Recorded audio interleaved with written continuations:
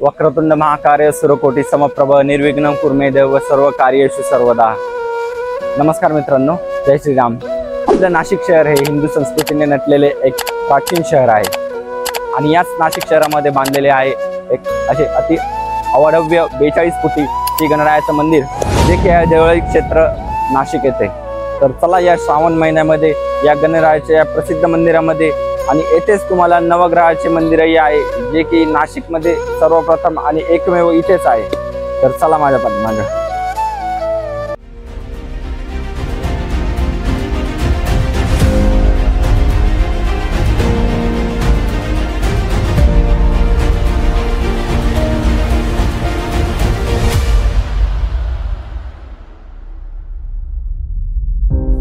तर मित्रांनो, मंदिरात जाण्या अगोदर आपण इथपर्यंत कसा आलोय ते थोडक्यात बघूया।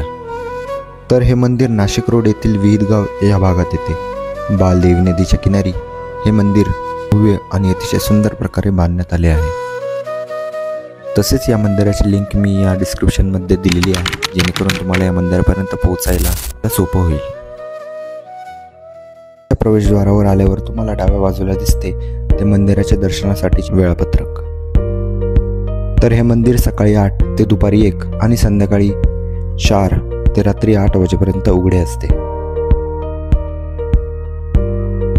त्यानंतर तुम्हाला येथे दिसते सर्व मंदिराची माहिती सांगणारे छोटे छोटे फलक।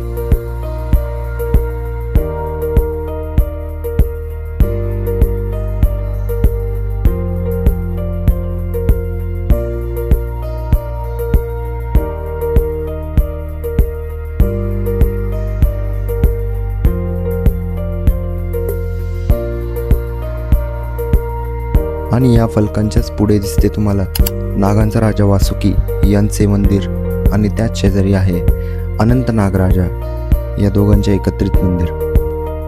मित्रांनो, वासुकी नाग हे ते नाग आहे ज्यांना भगवान शंकरांनी गळ्यामध्ये धारण केले आहे आणि याच वासुकी नागदेवतांचा वापर समुद्र मंथनाच्या वेळेसही करण्यात आला होता।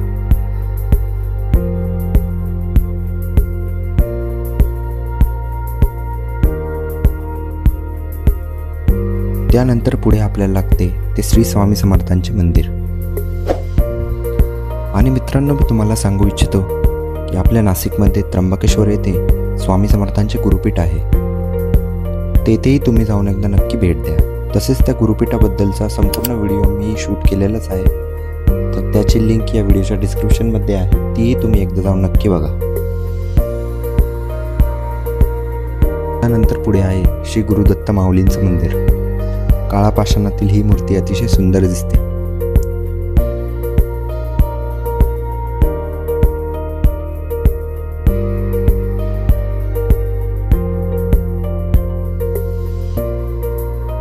त्यानंतर आहे पुढचे मंदिर ते कार्तिक स्वामींचे।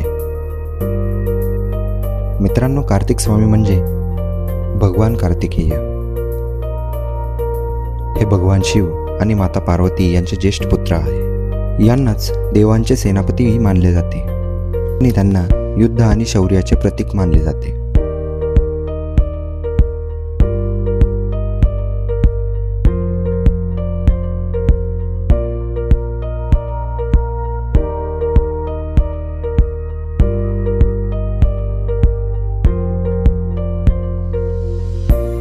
त्यानंतर आपल्याला पुढे लागते ते महादेवाचे मंदिर।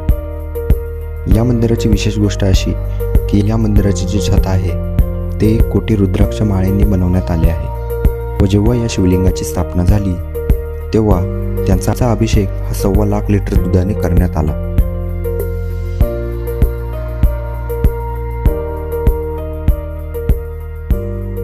आणि मित्रांनो, येथेच आहे 42 फुटी 4 मुखी असणारी ही भव्य अशी गणेश मूर्ती। अग्नि रक्षक अग्नि रण अग्नि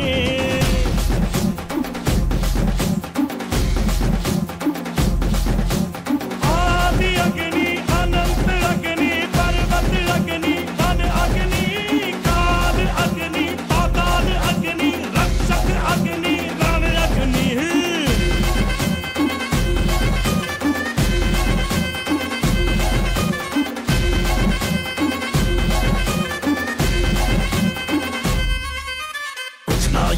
धाम कर जो यहाँ थामो संख्या के बिन संख्या पर जो यहाँ थामो त्यानंतर मित्रांनो येथे आहे माता चामुंडेश्वरीचं मंदिर.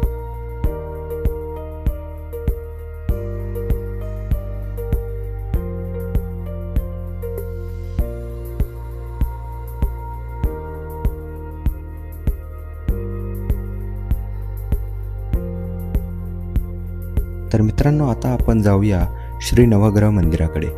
आणि तिकडे जाताना आपल्याला औषधी वनस्पती आणि इतर वेगवेगळ्या फुलांचे रोप बघायला मिळतात. आपल्याला सर्वप्रथम लागते ते गुरुग्रह मंदिर. गुरुग्रह ज्याला बृहस्पती देखील म्हणतात.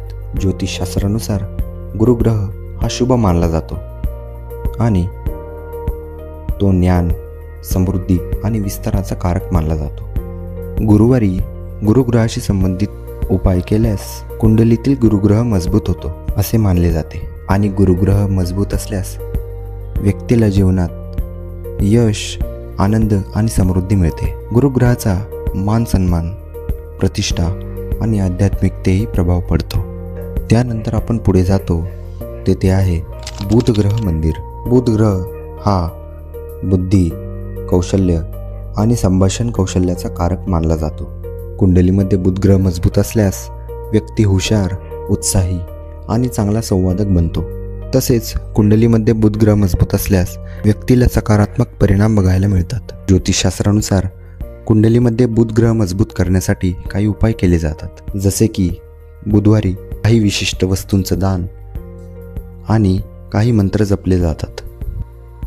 पुढे आहे तो ग्रह ज्याला शुक्र असे म्हणतात. शुक्र ग्रह हा प्रेम, सौंदर्य, कला यांचा कारक मानला जातो. शुक्र ग्रह हा भौतिक सुख आणि विलासी जीवनाशी संबंधित आहे. ज्या लोकांच्या कुंडलीत शुक्र ग्रह मजबूत असतो ते आकर्षक, प्रेमळ आणि आनंदी स्वभावाचे असतात. शुक्र ग्रह हा ज्योतिषशास्त्रानुसार एक महत्त्वाचा ग्रह मानला जातो. प्रेम, सौंदर्य, समृद्धी आणि वैवाहिक जीवनासाठी या ग्रहाचे महत्त्व अनमोल आहे. त्यानंतर आपल्याला पुढे लागते ते चंद्रग्रह मंदिर. चंद्र हा ज्योतिषशास्त्रात आणि विज्ञानात महत्त्वाचा मानला जातो. चंद्राच्या स्थितीनुसार व्यक्तीच्या आयुष्यात आणि निसर्गात अनेक बदल घडतात. चंद्र मनाचा कारक मानला जातो. त्यामुळे कुंडलीतील स्थितीनुसार व्यक्तीच्या भावना, विचार आणि मानसिक स्थितीवर परिणाम होतो. चंद्राच्या स्थितीनुसार व्यक्तीचे भाग्य आणि यश देखील प्रभावित होते. पौर्णिमा आणि अमावस्या या तिथींमध्ये चंद्राचे विशेष महत्त्व आहे. पौर्णिमेला चंद्र हा पूर्ण प्रकाशमान असतो व अमावस्येला तो दिसत नाही. या दोन्ही तिथींचा व्यक्तीच्या जीवनावर आणि निसर्गावरही परिणाम होतो. पुढे आहे ते श्री मंगळग्रह मंदिर. ज्योतिषशास्त्रात मंगळाला विशेष महत्त्व आहे, ज्याला ऊर्जा, सामर्थ्य आणि पराक्रमाचा ग्रह मानला जातो. मंगळ ग्रह हा मेष आणि वृश्चिक राशीचा स्वामी आहे. ज्योतिषशास्त्रानुसार मंगळाचे सूर्य, चंद्र आणि बृहस्पती हे मंगळाचे मित्रग्रह मानले जातात आणि बुध हा शत्रुग्रह किंवा विरोधी मानला जातो. त्यानंतर येते ते सूर्य भगवान मंदिर. ज्योतिषशास्त्रामध्ये सूर्य या ग्रहाची महत्त्वपूर्ण भूमिका आहे. सूर्यग्रह हा सौरमंडळाचा प्रमुख असल्याने आपण त्यास ज्योतिषशास्त्रातील सर्वात शक्तिशाली आणि अधिकृत ग्रह मानतो. जर रवी ग्रह जन्मलग्न कुंडलीत पुरेसा शक्तिशाली असेल तर करिअर आणि व्यवसाय सुरळीत चालेल. सूर्यग्रह मंदिरानंतर ते येते ते केतू मंदिर. केतू ग्रह हा ज्योतिषशास्त्रात एक महत्त्वाचा ग्रह मानला जातो. तो राहूप्रमाणेच एक छायाग्रह आहे आणि त्याचे मानवी जीवनावर मोठे अनेक परिणाम होतात. केतू हा आध्यात्मिकतेशी, मोक्षप्राप्तीशी आणि गूढ गोष्टींशी संबंधित आहे. केतू व्यक्तीला भौतिक सुखांपेक्षा आध्यात्मिक सुखांकडे आकर्षित करतो. तो मोक्ष आणि आत्मसाक्षात्कार करण्यासाठी मार्गदर्शन करतो. एकंदरीत केतू ग्रहाचा प्रभाव व्यक्तीच्या नशिबावर आणि जीवनातील घटनांवर पडतो. त्यानंतर येते ते शनिग्रह मंदिर. शनिग्रहाचं ज्योतिषशास्त्रात एक महत्त्वाचं स्थान आहे. हा ग्रह कर्म, न्याय, शिस्त आणि कठोर परिश्रमाचे प्रतीक आहे. शनीला न्यायाचा देवता मानले जाते आणि व्यक्तीच्या कर्मावर आधारित फळ देणारा मानले जाते. शनिग्रह हा व्यक्तीच्या जीवनातील आव्हाने आणि अडथळे दर्शवतो. यातून व्यक्तीला शिकायला मिळते आणि त्याचे व्यक्तिमत्व सुधारते. शनी महाराजांच्या दर्शनानंतर आपण जातोय राहू ग्रह मंदिराकडे. राहू ग्रह हा ज्योतिषशास्त्रात एक महत्त्वाचा ग्रह आहे. हा ग्रह रहस्यमय, विध्वंसक आणि महत्त्वाकांक्षेचा कारक मानला जातो.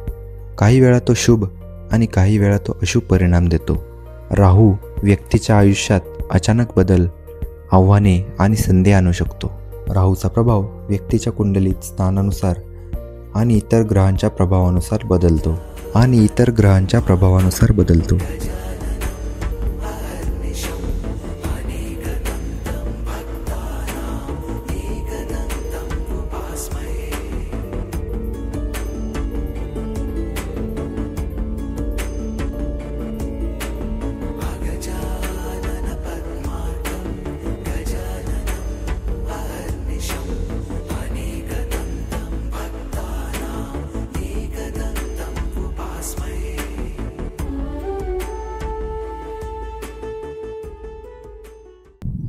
तर मित्रांनो, कसा वाटला आजचा व्हिडिओ कमेंट करून नक्की सांगा आणि चॅनलवर नवीन असाल तर सबस्क्राईब करा. धन्यवाद. जय श्रीराम. जय अण्णा गणपती.